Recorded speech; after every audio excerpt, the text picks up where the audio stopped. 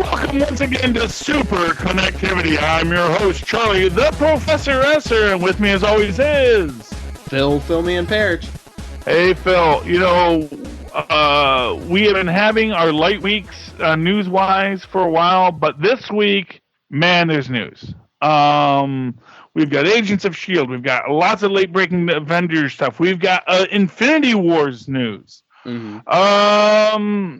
We have the new big deal coming up in the comic book universe, Secret Empire. What do you want to start with first, Phil? Why don't we do Secret Empire? Okay, let's open with Secret Empire. Let's go with the big dogs. Okay, so we had teased last week that Marvel had teased that the next big thing is something called Secret Empire. And it's Secret Empire with Steve Rogers' S.H.I.E.L.D., Mm-hmm. And everyone's like, ooh, he's gone fully evil, he's doing the Secret Empire. But then they did a bunch of other recent teasers, which is like, the Secret Empire will avenge you. The Secret Empire will be your champions. The Secret Empire will be this, that, and the other. And then they just released today the latest teaser image for Secret Empire, which have you seen the image, Phil? No, not yet. Okay. Because this is important, so I'm putting it up. So yeah.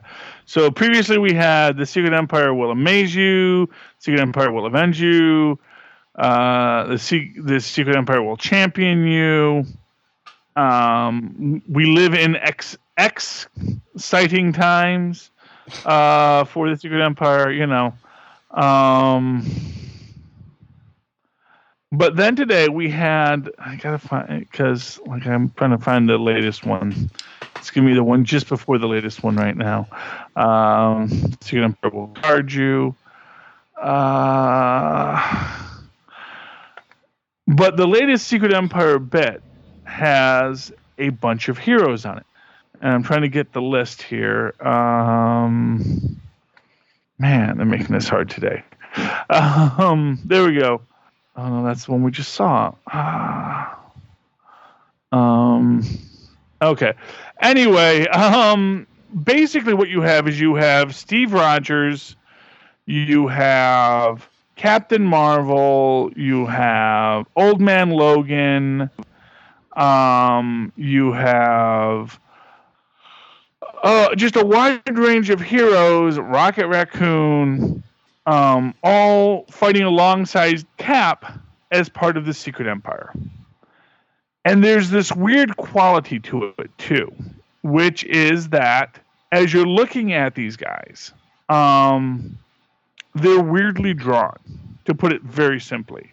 They are very weirdly drawn. And it kind of reminds me of, I don't know if you've ever saw John Romita Jr., he has this thing about the way he draws.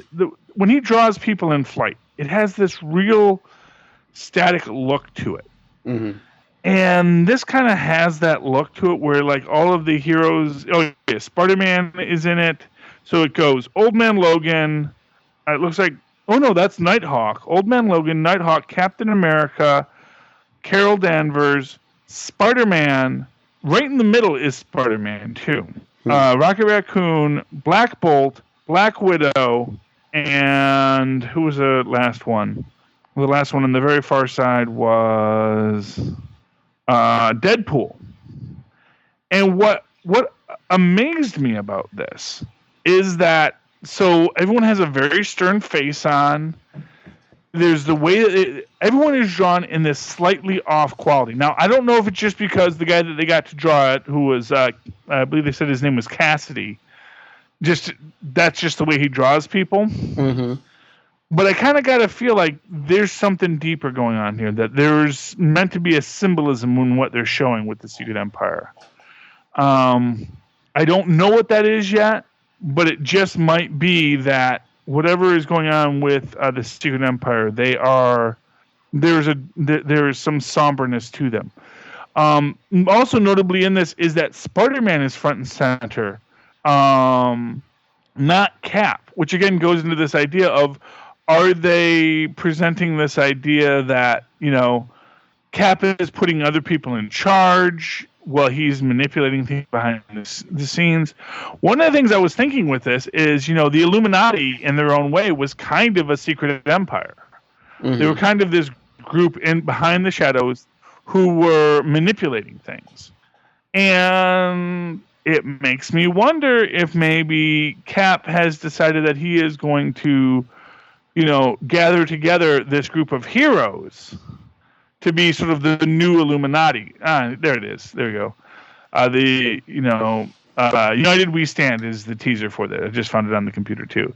So it's United We Stand. The art is by, after releasing 6 teaser images Thursday, this one is illustrated by John Cassidy. As I'm not familiar with John Cassidy, but everyone has this very blank, somber look. Cap is frowning, Black Bolt is frowning, Old Man Logan is frowning. Everyone else has like a very, Rocket has this sort of crazed look on his face, and everyone's like proportions seem a little off here. I don't know what it is. Okay, but it's a very interesting image. I think I found the image. Yeah, but do you see what I mean about everyone looking a little off? Mm-hmm. Look at Cap in that, and it's just like he's like the saddest Cap I've ever seen. It's sad Cap. That should be a mem. Sad Cap. Like I said, it could, because that's the thing. I don't know if it's just that they're this is this guy's art style. Mm-hmm. That he doesn't do a lot of emotion on the faces. You look at Carol's face and you look at Black Widow's face, and it could. They basically look like plastic figurines.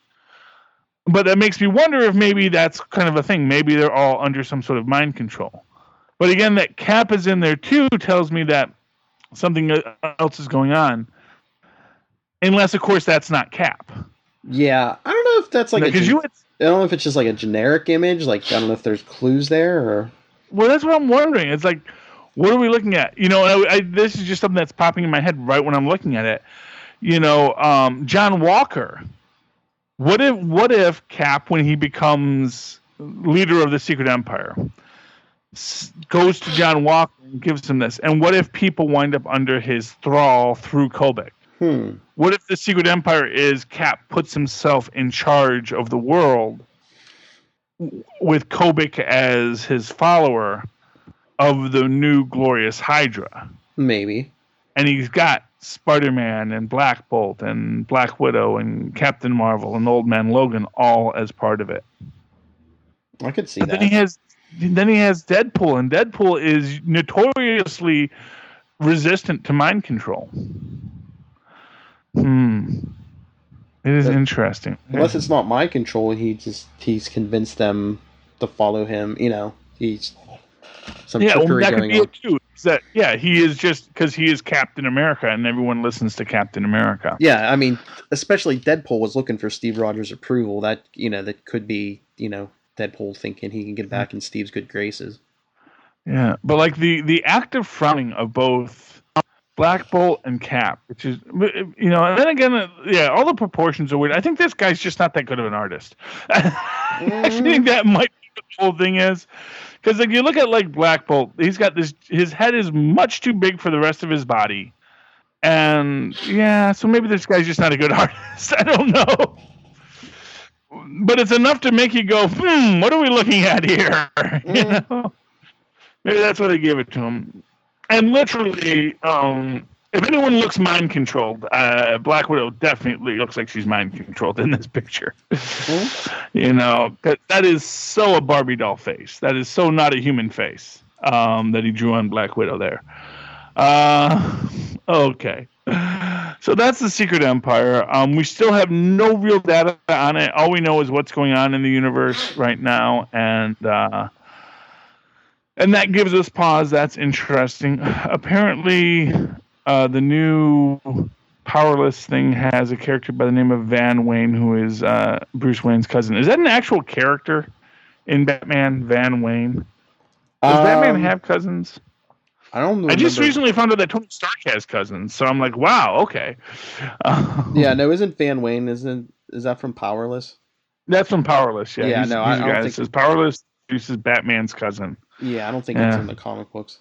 Yeah, I had a lot of hope for that series, but I really started to lose faith in it when it was because and here's why. Because it's apparently about the consumer products division at enterprises, and specifically in bringing technology to the average person to help them deal with living in a world with superheroes. And the reason why that's not a good idea is that's going to change the world in which you live. Granted, there's a lot of money to be made off of selling people, brick umbrellas, because apparently bricks fall on people's heads all the time in the DC universe. Here's what I'll say. One of the great things about damage control as a concept is that it established this idea that all of that advanced technology basically is currently putting cities back together. Because every couple of days, someone has to go out and rebuild the Empire State Building because, the Juggernaut knocked down a portion of it. So all of this advanced technology goes towards basically to construction equipment to keep cities functional and operational. So you have this advanced technology all over the place. You just don't realize it because most of that technology has been put to building trade because that's where it is most needed. Doing a consumer products division, it just seems weird. Now, granted, you can use that if you're going to use that as well. This is where Batman designs all of his great new wonderful toys. But even in that, it seems like a weird idea. I don't know. To me, it just seems like a weird idea. But that's DC's problem, not Marvel's. And DC has enough problems in its television universes. But along those lines, we've gotten a lot of real interesting stuff going on in the Marvel television universe this week. First up, we have the big return of Agents of S.H.I.E.L.D. Did you see last Tuesday's episode, Phil? Yes, I did. Yes. And I will say this. I said it right afterwards. I don't miss Ghost Rider at all. In the slightest. I'm kind of like, oh wow, as excited as everyone was about Ghost Rider, this LMD storyline is so much better. Right down to that last minute twist at the end, we're like, oh, that's what this was all about, and you realize that the premise that you've been sort of fed is a complete double cross, and like to me. This return was probably the best episode, bar none, of Agents of S.H.I.E.L.D. I really have to say that because this has exactly what you wanted with Agents of S.H.I.E.L.D. You have this super science concept. You have a world of superhumanity and people dealing with it. You have secrets and espionage and double crosses. And you have bureaucracy and dealing with that aspect of things too. And so it's all these things that we've been wanting to find. And to me, this episode was just Agents of S.H.I.E.L.D. hitting their stride. And then we find out that who's coming back this season. I think in like maybe I don't know if they gave an actual episode when he comes back. But did you see who's coming back, Phil? I don't know if I did. Patton Oswalt. Oh. The Ownings are coming back, and when they come back on January 31st in the episode Hot Potato Soup, they're going to reveal the Koenig family secret. That they're LMDs, and the answer is, of course, is no. Because we've just introduced the LMDs. The Koenigs aren't LMDs. Although I do wonder if they may be related in some way to the people who get rid of mystical items.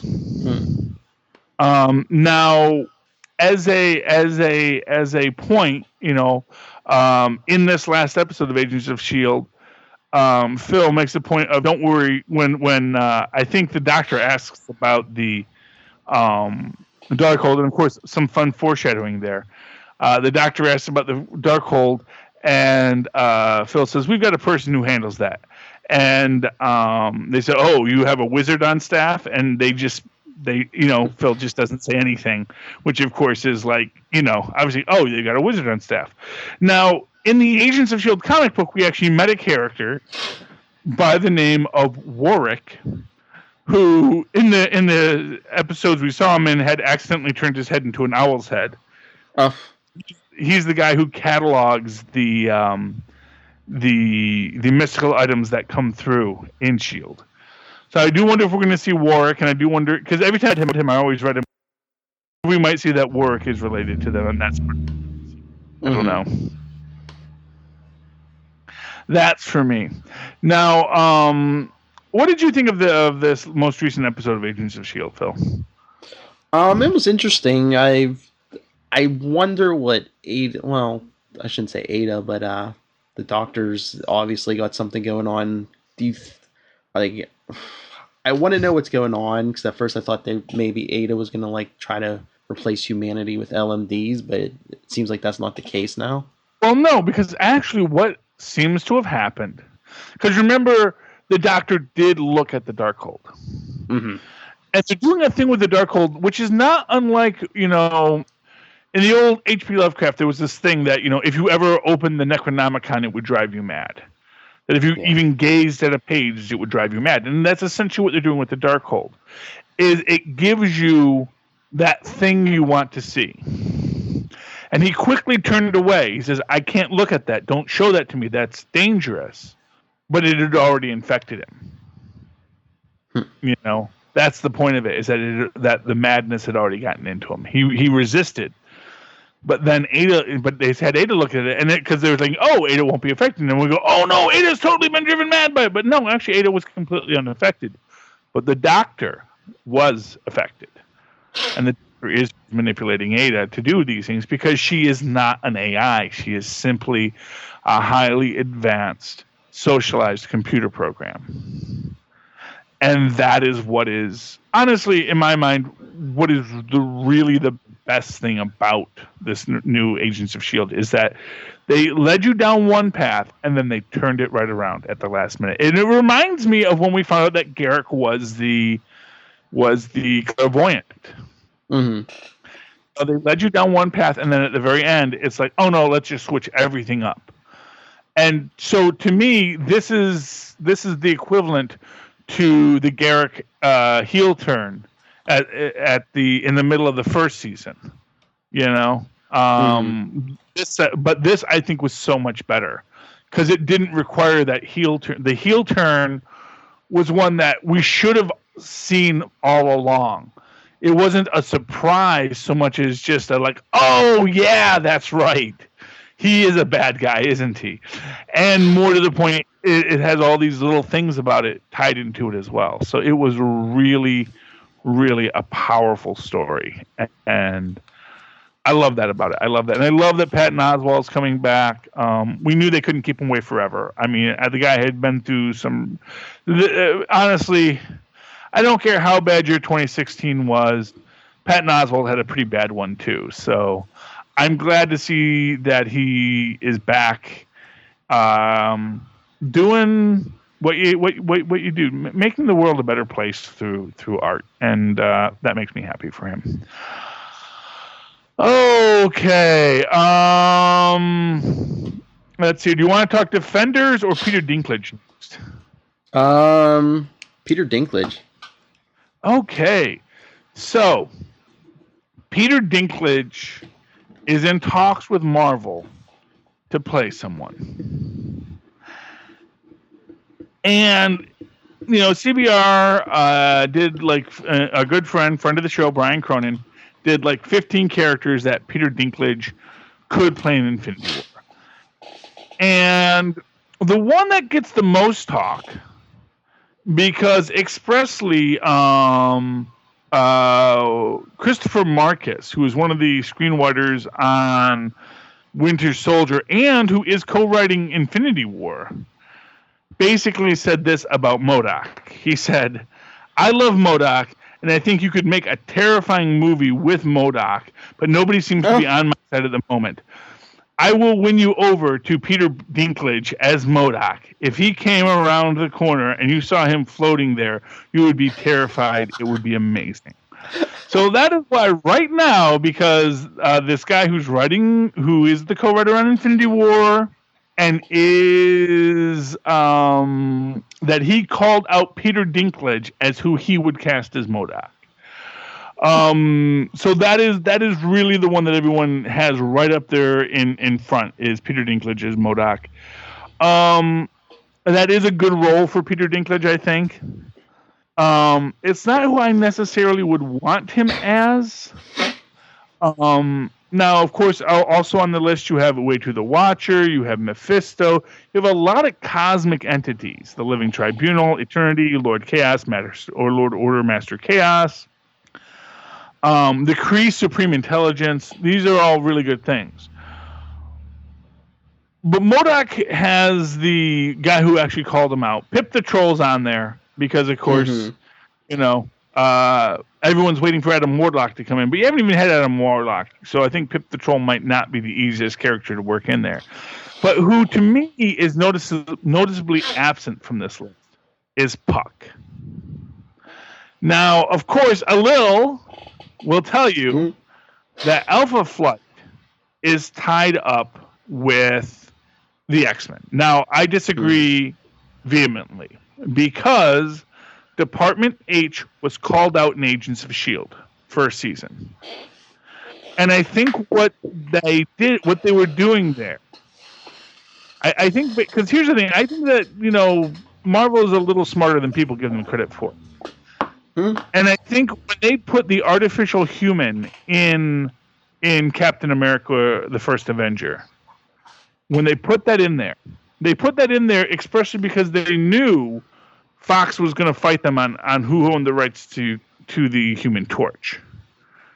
And so, but here's the thing about, because this is what it is there's a gray area on the Human Torch. Fox owns Johnny Storm, but he's probably listed in the contract as the Human Torch. Now, you may be seeing an argument being made there that, Fox owns the Human Torch, but Marvel said, but we own the original Human Torch. And that's why they put in the artificial human, because they knew anyone who saw that is immediately going to know that the artificial human is the Human Torch. And in that way, you put something in there, and what it becomes is copyrights and trademarks only exist if they go unchallenged. So if you say you own something, but then I use it and you don't challenge my use of it, then I actually now own it. And by putting the artificial human in there, they were essentially saying, we claim this character. We're not using him right now, but if you don't sue us right now, we're going to have this precedent established that we already used the character in a movie, and we can use him whenever we want. Now, with Agents of S.H.I.E.L.D. calling out Department H, because remember, the X-Men have yet to use Department H. They have yet to use Alpha Flight. They have not made any references. The closest they've done is just having General Stryker have his base. But they never say he's a Canadian general. He's still an American general. And so it's all still very much not Alpha Flight. And so I think what Marvel did was they used Alpha Flight there to establish that they own it, or they used Department H to establish that there are at least parts of Alpha Flight they can use. And maybe what they're saying is, no, Puck's not a mutant, Vindicator's not a mutant. There are a lot of characters in Alpha Flight who are not mutants. You own the mutant Alpha Flight characters, but we own the non-mutant ones. And of that group is Puck. And here's why I think Peter Dinklage might be intrigued by Puck. Because the fact of the matter is that Peter Dinklage, he is very particular about the roles he takes. He never, you'll know he does not play elves. He does not play, he does not like to play roles that are written with it's a gray area because obviously every character he plays is a dwarf. but he does not like the idea that he's playing a character just because they needed a dwarf for the scene.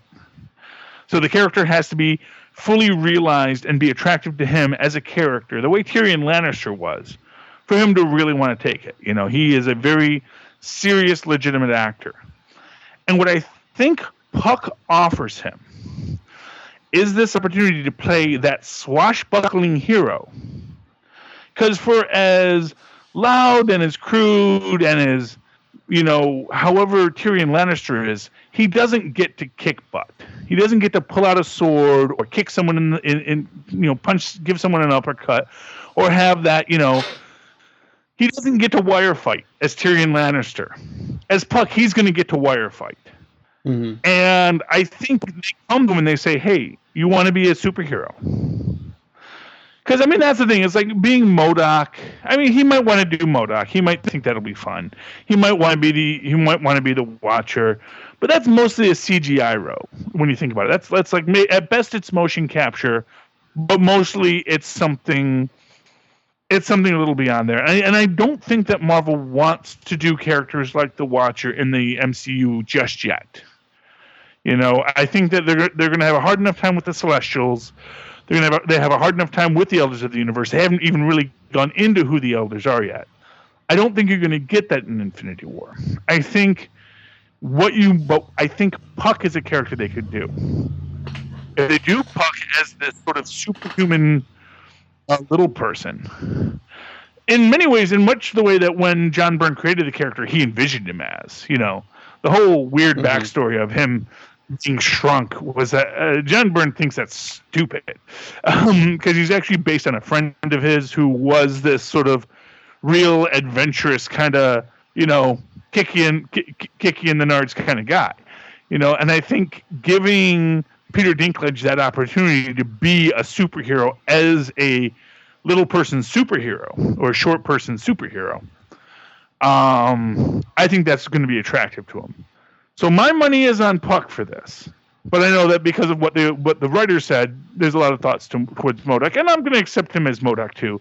And then, of course, the third option is that he might play Bolivar Trask. No. I think that, I mean, people have tossed it out there, but in fact, that was number one on the list because he's already played the character. But I think it's a little harder to push forward unless you actually do have that deal with Fox. Mm-hmm. And also, there are rumors all the time about the deal with Fox. I don't think they're at that casting level yet, you know? Mm-hmm. And, you know, it was hard enough for them to get Sony on board with this. Although, you know, we'll see what they can do, you know? But who do you think he should play, Phil? What are your thoughts on Peter Dinklage and the Marvel Cinematic Universe?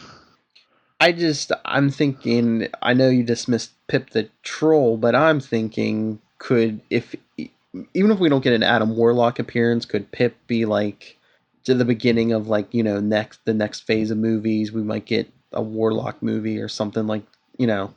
Well, here's the problem with more Pip cosmic. I mean, here's what I'm going to say about Pip the Troll. Pip the Troll is a perfectly fine character. But I think that he might feel a little too cliched for what Peter Dinklage likes to do. Mm-hmm. You know what I will say is, like, when you think about Peter Dinklage, like to me the classic Peter Dinklage role is the one he played in Elf. You know, and when you see the character coming in Elf as the highest selling children's book author in the world, and you see him come in, and he is, and what it is about the character is that there's nothing about the character that has to be that he's short. It is part of the character's story that he's short, but everything about the way he presents himself, the way he works, his height is completely secondary to his nature. You know, with Pip the Troll, I think it's workable, but I think that Pip the Troll possibly just falls into so many tropes of the short guy with a chip on his shoulder that it might just seem like a role that he's already played. Essentially, I think Pip the Troll is too close to Tyrion Lannister, or basically maybe the dumb guy version of Tyrion Lannister. Yeah. Pip the Troll is a character who is, he's a character who hung out with Star Fox. So he among as well as Adam Warlock. So you put that in your pipe and you realize, oh yeah, that's who that is. I mean, Pip the Troll is much more of a Danny DeVito kind of character than I think a Peter Dinklage kind of character. Although maybe that's something that Peter Dinklage might say, hey, I haven't really played. Although he has played like the hard drinking short guy before too, so maybe he might be interested in that. But like I said, I think that if I were to offer 3 roles to Peter Dinklage, and I would say, okay, we can put you as Puck, we can put you as MODOK, we can put you as the Troll. I think he's immediately going to go to Puck, because Puck is a superhero. He hasn't really played a heroic figure. Puck is a swashbuckler. He hasn't really played a swashbuckler.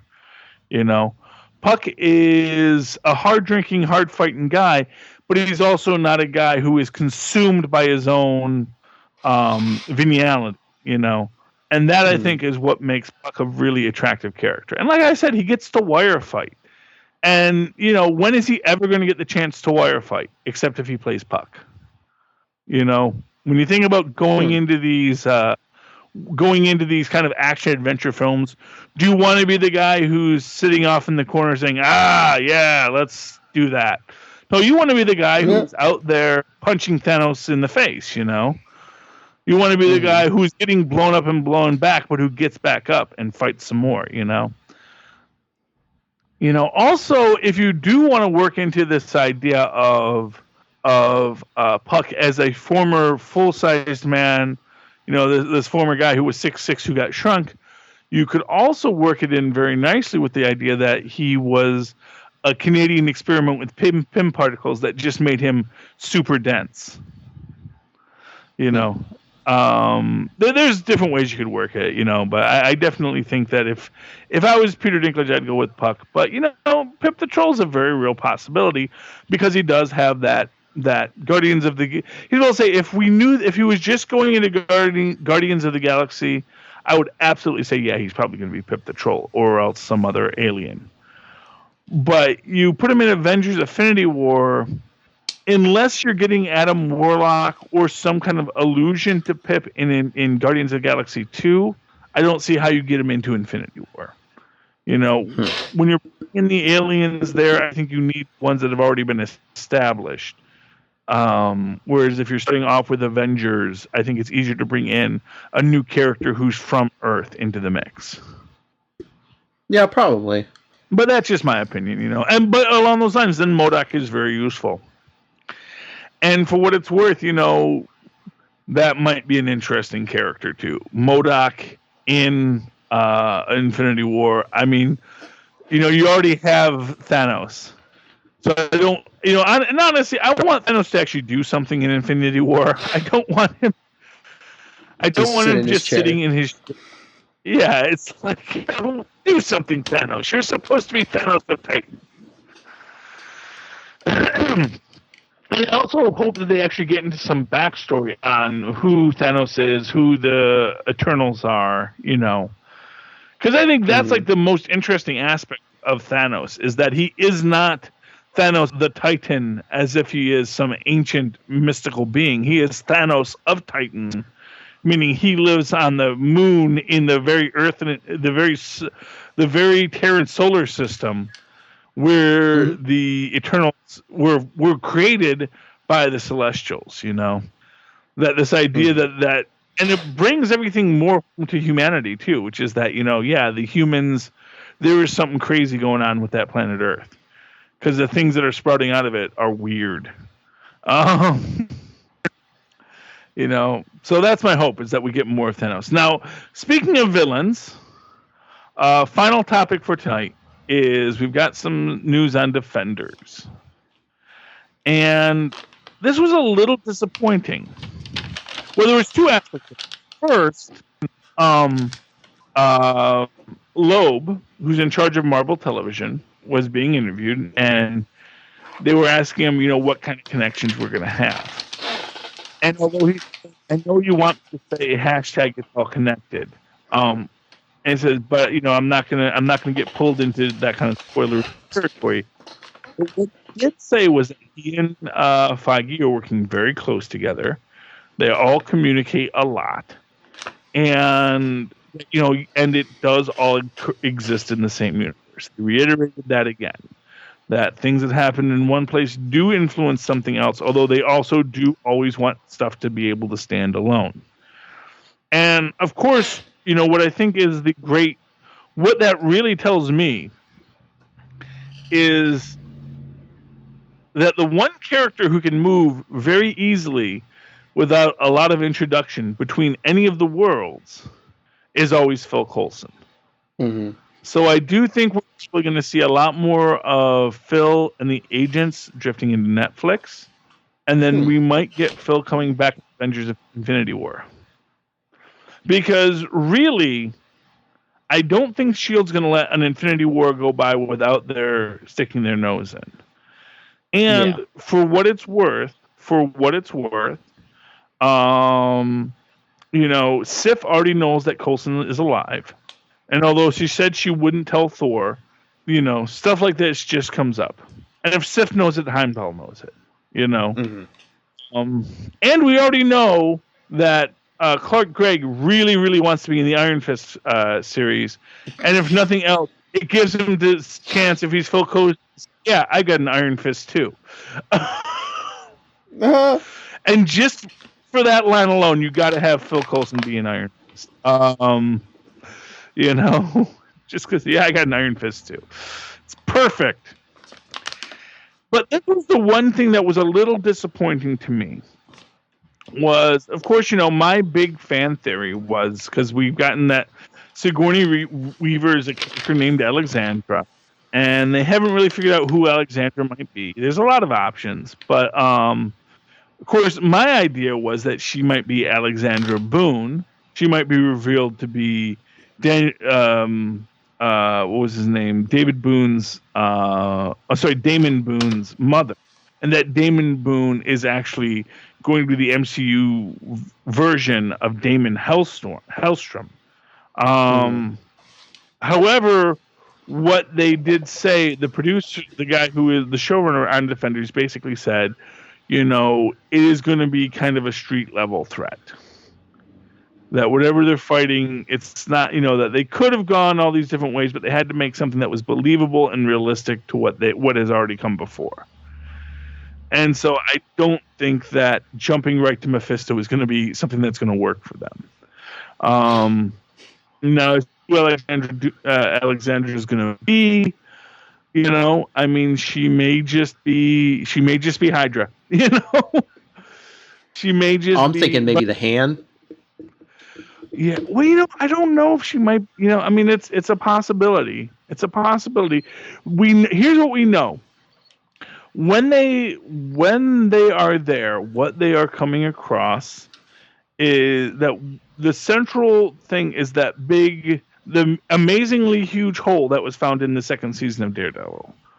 That is going to be where we start. We start with the amazingly huge hole, and what's in the amazingly huge hole. And you know what I was thinking? You know what you might get in that? Moloids. Moloids? Moloids. Now, you don't have to have the Mole Man, because I think the Mole Man is still copyright at Fox through Fantastic Four. But there are a lot of other characters who live under the earth who do use Moloids, who might Tyrannus. Tyrannus. And you could have a character like Tyrannus, and Alexandra, for what it's worth, could be a immortal character. Perhaps maybe it's Alexandra Tyrannus. Maybe they did a gender swatch on us. Because Tyrannus is this ancient Greek or Roman warlord who found the Fountain of Youth, essentially, and used the deviant technology that he found under the earth. And the deviants are, of course, tied to Thanos to find his own, to sort of create his own under the world empire. What if Alexandra Alexandra Tyrannus, perhaps, is that thing. And the only hint we have on her is that she is a really nice lady. That's what Sigourney said about her, and that just speaks to a would-be world conqueror. Yeah. Phil. But I do think Mephisto's out, and that's my sad news for it. Is that I don't think we're going to get Mephisto. I think whatever we're going to get, it's going to be more street level, which isn't a bad thing. It's just the thing we're getting. Okay, is there anything else to talk about tonight, Phil? I don't think so. No. Okay, so let's wind this episode up. It has been a long night. We had a very long roundup, another long Superconnectivity, and tomorrow we do it all again as I drive out to Berlin, Pennsylvania to do battle with my arch nemesis face to face for the first time ever in one room. Buy your tickets now, kids, for the Rumble in Phil's Rumpus Room. Me, Charlie the Professor, versus my arch nemesis Lilith Hellfire. One night only. Pay-per-view. Facebook live streaming or something. I don't know. We'll figure that out. That's tomorrow. And so watch for that in your Nuff Said and Legends of DC and New 52 feeds. Because it'll be there. Okay. Phil, if people want to reach out to you, talk to you about all this craziness, where can they find you? As always, they can always email me, nightwingpdp@gmail.com. On Twitter, I am at nightwingpdp.